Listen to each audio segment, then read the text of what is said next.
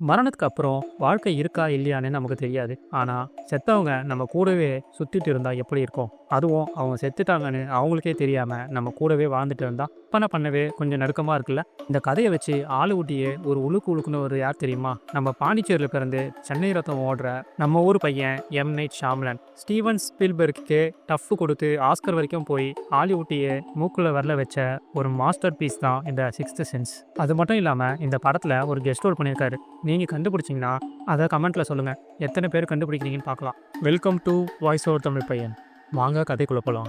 கதையோட ஆரம்பத்துல நம்ம ஹீரோவ காமிக்கிறாங்க. அவர் பேரு மேல்கம். ஒரு பெரிய சைல்டு சைக்காலஜிஸ்ட்.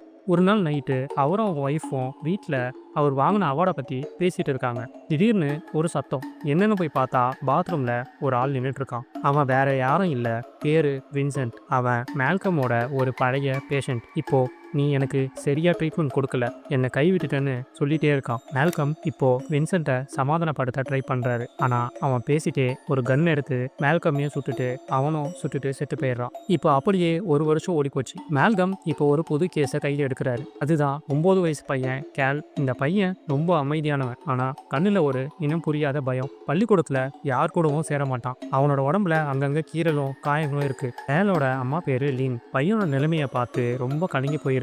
மேல்கம்க்கு அந்த பையனை பார்க்கும் போதெல்லாம் பழைய நோயாளி வின்சென்ட்டோட ஞாபகம் வருது. அன்னைக்கு அந்த பையனை காப்பாற்ற முடியல, ஆனா இன்னைக்கு எப்படியாவது இந்த பையனை சரி பண்ணணும் அப்படின்னு மேல்கம் ஒரு முடிவு எடுக்கிறாரு. கிச்சன்ல வேலை செஞ்சுட்டு இருக்க லீன் ஒரு நிமிஷம் துணி துவைக்கிற இடத்துக்கு போயிட்டு வராங்க. ஆனா திரும்பி வந்து பார்த்தப்ப அவங்க ஒரு நிமிஷம் அதிர்ச்சியில அவங்க அப்படியே உறைஞ்சி போறாங்க. கிச்சன்ல இருந்த எல்லா கபோர்டுமே கதவு திறந்து இருக்கு. ஒரு சத்தம் கூட இல்லாம ஒரு நொடியில இது எப்படி சாத்தியம்? அவங்க முகத்துல ஒரு பேய் பயம் தெரியுது. அங்க நடுவுல கேல் அமைதியா நின்றுட்டு இருக்கான். அவனோட முகத்துல ஒரு பயம், ஒரு நடுக்கம். அவன் இதை செய்யலன்னு அவங்க அம்மாவுக்கு நல்லா தெரியும். ஆனா அவங்களால அதை நம்ப முடியல. இப்போ லீன் மெதுவா கேட்கறாங்க, கேல் நீ என்ன தேடிட்டு இருக்க?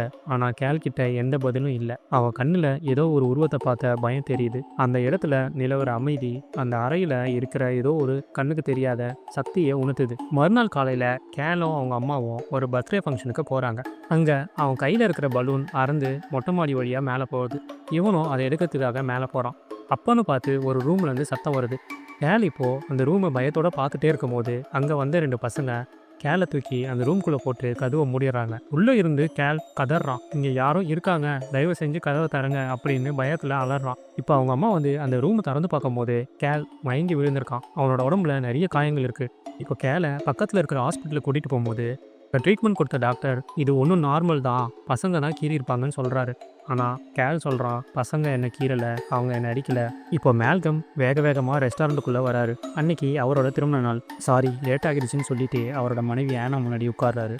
ஆனால் ஆனா அவரோட முகத்தையே பார்க்கல. அவங்க முகம் ரொம்ப சோகமாகவும் வெறுப்பாகவும் இருக்கிற மாதிரி இருந்துச்சு. மேல்கம் எவ்வளோ பேசி பார்க்குறாரு, மன்னிப்பும் கேட்குறாரு. ஆனால் ஆனா கிட்ட இருந்து ஒரு பதிலும் இல்லை.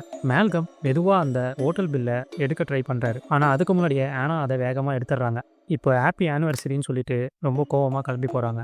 மேல்கம் யோசிக்கிறாரு, ஏன் இவ்வளோ கோபம்? நம்ம லேட்டாக வந்தது மட்டும்தான் காரணமா, இல்லை அந்த உறவில் ஏதாவது ஒரு பெரிய இடைவெளி விழுந்துச்சான்னு. அன்னைக்கு ராத்திரி கேல் தண்ணி குடிக்க கிச்சனுக்கு போகிறான். அங்கே அவங்க அம்மா மாதிரியே ஒரு லேடி ட்ரெஸ் போட்டுட்டு கிச்சன் பிளாட்ஃபார்மில் வேலை செஞ்சுட்டு இருக்காங்க. இப்போ பொறுமையாக கேல் அவங்க அம்மான்னு கூப்பிட்றான். ஆனால் அந்த லேடி திரும்பி பார்க்கும்போது அது அவங்க அம்மாவே இல்லை. அந்த லேடி கையெல்லாம் ரத்தம். இப்போ அந்த லேடி வியர்டாக கத்துது, டின்னர் எங்கன்னு. கோல் பயந்து பெட்டுக்குள்ளே போய் ஒழிஞ்சிக்குவான். இப்போ கேலுக்கு மேல்கம் மேலே ஒரு நம்பிக்கை வருது. அதனால அந்த ரகசியத்தை சொல்கிறான்.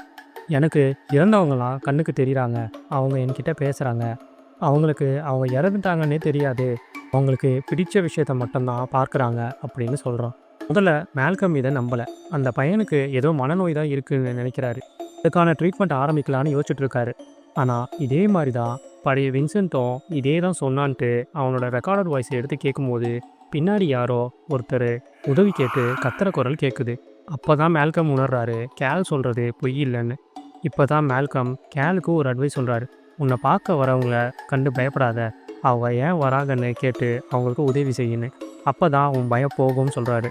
அதே மாதிரி ஒரு நாள் ராத்திரி கேலோட டென்ட்டுக்குள்ளே ஒரு சின்ன பொண்ணோட ஆவி வருது. அதெல்லாம் கேல் பயந்து ஓடி போயிடுறான். ஆனால் மேல்கம் சொன்னது இப்போ அவனுக்கு நினைப்பில் வருது. அவங்களுக்கு என்ன வேணும்னு கேட்டு ஹெல்ப் பண்ணு. இப்போ கேல் தைரியமாக அந்த டென்ட்டுக்குள்ளே போகிறான். இப்போ இந்த ஆவி கேல் கிட்ட சொல்லுது அதோட பேர் கைரா. இப்போ கேல் தைரியமாக அந்த பொண்ணோட வீட்டுக்கு போகிறான். அங்கே அவளோட சாவுக்கு சடங்கு நடந்துட்டுருக்கு. அங்கே கைராவோட ஆவி கேல் கிட்ட ஒரு வீடியோ டேப்பை கொடுக்குது. அந்த வீடியோ டேப்பை பார்த்தா ஒரு அதிர்ச்சியான உண்மை தெரியுது. கைராவோட சொந்த சித்தியே அவளுக்கு சாப்பாட்டில் விஷத்தை கலந்து கொடுத்து கொண்டு இருக்காங்க. அந்த ஆதாரத்தை அவளோட அப்பா கிட்ட கொடுக்குறான். உண்மை தெரிஞ்சதோ கைராவோட தங்க காப்பாற்றப்படுறா. இதனால் கேலுக்கு ஒரு பெரிய தன்னம்பிக்கை கிடைக்குது. இப்போது கேல் ஸ்கூலில் நடக்கிற ஒரு நாடகத்தில் முக்கியமான கேரக்டரில் நடிக்கிறான். இப்போ ஒரு ஆவி அவனுக்கு நடிப்பு கற்றுக் கொடுக்குது. அவனோட நடிப்பு அருமையாக இருக்குது. இதை மேல்கம் ரொம்ப பெருமையாக பார்த்துட்ருக்காரு. இப்போ கேலும் அவங்க அம்மாவும் ஸ்கூல்லேருந்து வீட்டுக்கு போகிற வழியில் கார் சிக்னலில் நிற்கிது. ரொம்ப டிராஃபிக்காக இருக்குது. அப்போது கேலுக்கு வெளியில் ஒரு லேடி கோஸ்ட் தெரியுது. அவங்க ஆக்சிடெண்ட்டில் செத்து போன லேடி. கோல் அவன் அம்மா கிட்ட உண்மையை சொல்ல ஆரம்பிக்கிறான். அம்மா, பாட்டி உங்ககிட்ட ஒன்று சொல்ல சொன்னாங்க. லீனுக்கு முதல்ல கோவம் வரும். பாட்டி செத்து 10 வருஷம் ஆச்சுன்னு. ஆனால் கேல் ஒரு ரகசியத்தை சொல்லுவான். நீங்கள் பாட்டி கல்லறைக்கிட்ட போய் ஒரு கேள்வி கேட்டிங்களாம். அதுக்கு பாட்டி எவ்ரிடேன்னு பதில் சொல்ல சொன்னாங்க. இப்போ லீன் அழுக ஆரம்பிச்சிடுவாங்க. ஏன்னா அவங்க பாட்டிக்கிட்ட நான் உங்களுக்கு ஒரு நல்ல மகளாக இருந்தேன் நான் மனசுக்குள்ளே கேட்டிருப்பாங்க. இப்போது தான் பையனுக்கு உண்மையிலேயே அந்த திறமை இருக்குன்னு உணர்ந்து அவனை அணைச்சிக்கிட்டு அழுறாங்க. ஒரு வழியாக கேலோட வாழ்க்கையில் நிம்மதி வருது. மேல்கம்க்கு ரொம்ப சந்தோஷம். ஏன்னா கேலோட கேஸை க்ளோஸ் பண்ணிட்டாரு. ஸோ அதனால் மேல்கம் இப்போ வீட்டுக்கு திரும்ப வராரு. அங்கே அவரோட மனைவி ஆனா நல்லா தூங்கிட்டு இருக்காங்க. ஒரு எழுப்புனாலும் அவங்க ஏஞ்சிக்கல.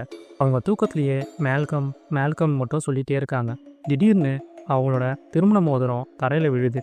இப்போ தான் மேல்கம் கவனிக்கிறாரு. அவரோட கை விரலில் மோதிரம் இல்லை. அவருக்கு பழைய ஞாபகங்கள் வருது. அந்த வின்சென்ட் சுட்ட அன்னைக்கு ராத்திரியே மேல்கம் செத்துட்டாரு. இத்தனை நாளாக அவர் ஒரு ஆவியாக தான் கேல் கூட சுற்றிட்டு இருந்திருக்காரு. ஆனால் கேல் சொன்னது போலவே அவருக்கு தான் செத்துட்டோம்னு உண்மை தெரியாமையே வாழ்ந்துட்டுருக்காரு.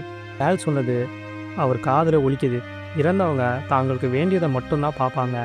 மேல்கம் இப்போது தன்னோட காயத்தை பார்க்குறாரு. அவர் சாகும்போது இருந்த இரத்தக்கரை இன்னமும் ஒரு முதுகுலேயே இருக்குது. மேல்கம் தூங்கிட்டு இருக்கிற தன்னோட மனைவி கிட்ட கடைசியாக ஒரு வார்த்தையை சொல்கிறாரு. நீ எனக்கு எப்போவுமே ஸ்பெஷல் தான். கேல் அப்படிங்கிற பையனுக்கு உதவி செய்யணுன்றதுக்காக தான் நான் இங்கே இருந்தேன். ஆனாவோட முகம் அப்படியே அமைதியாகுது. மேல்கம் ஆத்மா இப்போது சாந்தி அடையுது. மெதுவாக ஒரு பிரகாசமான வெளிச்சத்துக்குள்ளே அவர் மறைஞ்சு போகிறாரு. சில இழப்புகள் ரொம்ப வலிக்கும். ஆனால் உண்மையை மறைச்சி வாழ்கிறது அதை விட கொடுமை. மேல்கம் அந்த பையனுக்கு உதவி செஞ்சது மூலமாக தான் கடைசியில் தன்னோட நிலையை புரிஞ்சுக்கிட்டாரு. இந்த கதை உங்களுக்குள்ள என்ன மாற்றத்தை தந்துச்சுன்னு யோசிச்சு பாருங்கள். இதே மாதிரி சுவாரஸ்யமான கதைகளுக்கு நம்ம சேனலை சப்ஸ்கிரைப் பண்ணுங்கள். வீடியோ பிடிச்சிருந்தா லைக் பண்ணுங்கள். மறக்காமல் கமெண்ட் பண்ணுங்கள்.